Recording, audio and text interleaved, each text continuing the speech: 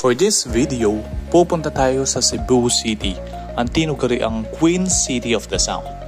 Ang lalawigan ng Cebu ang pinakamatandang lalawigan sa Pilipinas na bahagi ng Kalakhang Cebu, kasama ang 6 na iba pang mga lungsod ng Karkar, lungsod ng Danao, lungsod ng Lapu-Lapu, lungsod ng Mandaue, Bogo, at lungsod ng Talisay, at 6 na pangbayan.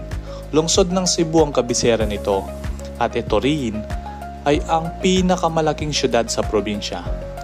Isa ang Cebu sa pinakamaunlad na lalawigan ng Pilipinas at sentro ng kalakalan, komersyo, edukasyon at industriya. So bakit nga ba maganda sa Cebu at dinarayo ito ng mga turista? Narito ang mga dahilan. Una, ang historical and cultural heritage. Pangalawa, ang beaches and islands. Pangatlo, Sinulog Festival. Isa sa mga pinaka-engranding festival sa Pilipinas ang Sinulog Festival. Pangatlo, food scene. Kilala ang Cebu sa masarap na pagkain tulad ng lechon Cebu na itinuturing na isa sa pinakamalinamnam na lechon sa Pilipinas. Marami ring lokal na delicacies tulad ng puso, rice at tanggit.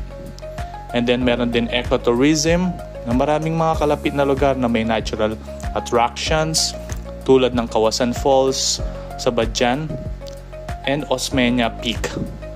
And then nandito rin ang urban and modern living bilang isa sa pinakamalaking lungsod sa Pilipinas.